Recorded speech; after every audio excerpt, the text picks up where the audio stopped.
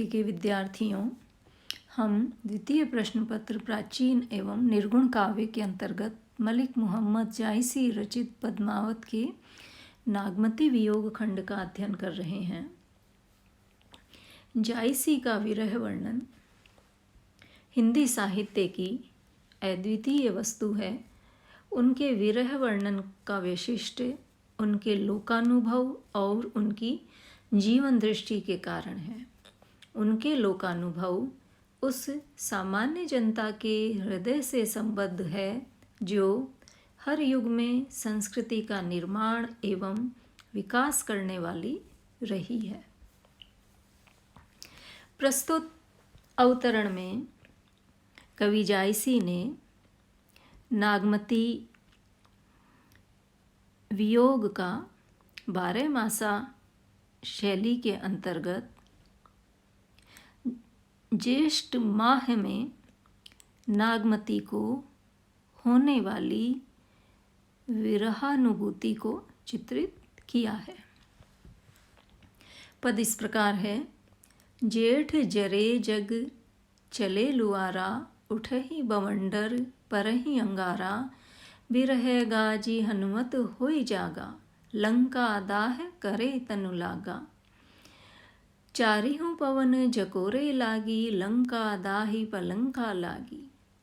दही बही साम नदी कालिंदी, बिरह के आगी कठिन अति मंदी। उठे आगी औ आवे आंधी, नैन न सूझ मरो दुख बांधी। अधजर बयेऊ मासु तनु सूखा, लागेऊ बिरह काल होई भूखा। मासु खाई सब हाडन लागे, अब हूँ आऊ आवत सुनि भागे। गिरी समुद ससी मेघ रवि, सही न सकही वह आगी। मुहम्मद सती सराहिए, जरे जो अस पियो लागी।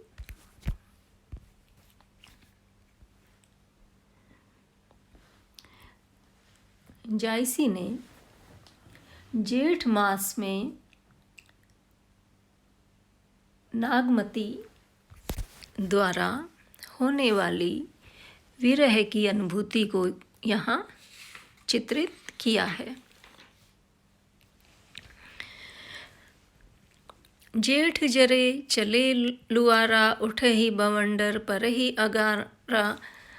कवि कह रहे हैं कि जेठ का महीना और भी गर्म होता है और इस महीने की गर्मी में तो सारा संसार ही पूरी तरह जल रहा है। उठहि बवंडर परहि अंगारा, जेठ के माह में चलने वाली लू के कारण, लुआरा जो लुएं चल रही है उसके कारण बवंडर उठ रहे हैं और एक प्रकार से अंगारे ही गिर रहे हैं। कहने का आशय है कि ज्येष्ठ मास में पूरा जगत ही गर्म हो गया है, जल रहा है। बिरह गाजी हनुमंत होई जागा, लंका दाह करे तनु लागा।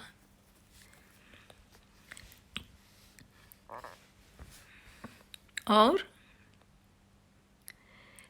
विरह गाजी, अब तो विरह गर्जना करने लगा है। हनुमंत होई जागा, हनुमान की भांति जाग करके विरह चारों ओर गरजने लगा है। लंका दाह करे तनु लागा, लंका का दहन कर अब वह शरीर को जलाने लगा है।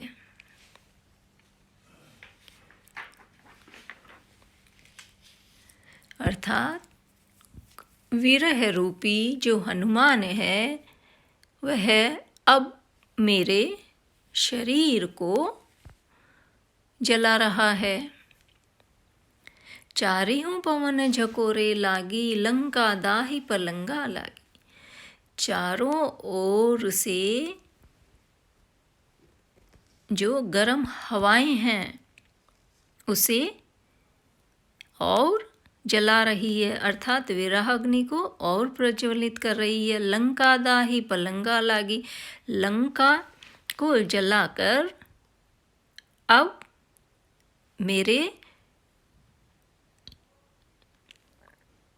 पलंग को भी जलाना चाहती है।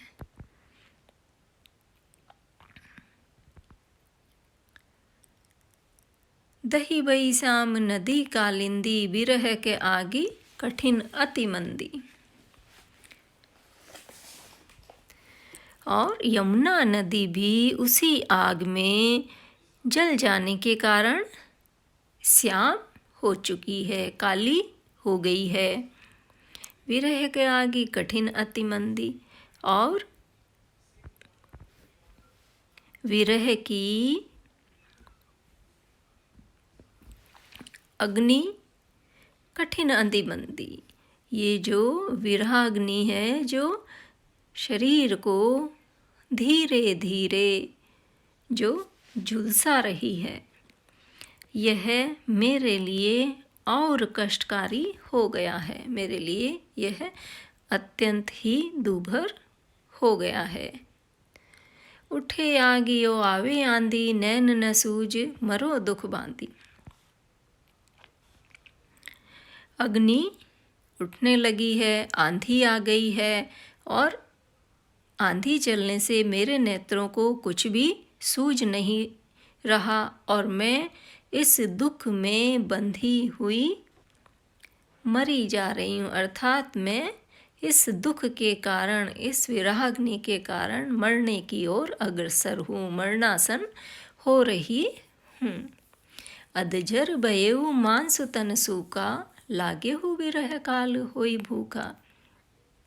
अर्थात मैं आधी जल गई हूँ, मेरे शरीर का मांस सूख गया है, अर्थात मेरा शरीर अब पिंजर मात्र दिखाई देने लगा है।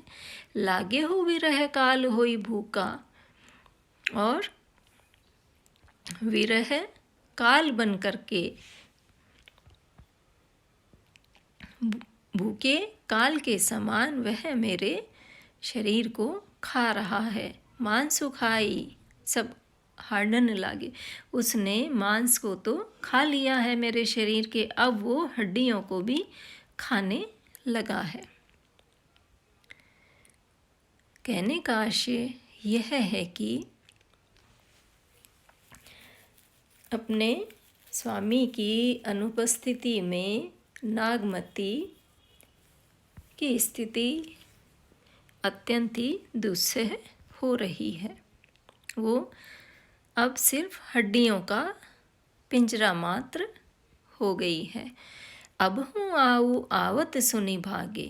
आगे नागमती कह रही है कि हे नाथ, अब भी आ जाओ, आपका आना सुनकर ही विरह यहाँ से मेरे पास से भाग जाएगा। गिरी समुद्र शशि मेघ रवि, सकी न सकहीं वह आगी। मोहम्मद सती सराये जरे जो अस्प्यू लागी। पर्वत, समुद्र, मेघ, शशि और सूर्य, वे भी इसके ताप को सहन नहीं कर सकते, अर्थात वे भी ऐसी विरहाग्नि में, जिस विरहाग्नि में नागमती जल रही है उसमें नहीं जल सकते। उसकी तपन को ये इतनी बड़ी शक्तियाँ भी नहीं सह सकती, इसे तो केवल नागमती ही सहन कर पा रही है। मोहम्मद जायसी सती की सराहना करते हुए कहते हैं कि वह धन्य है, उसकी सराहना करो जो अपने प्रिय के लिए विरह की आग में जलती है। तो यहाँ पर विरह की मनोदशा के अनुसार विरह का चित्रण कवि ने किया है।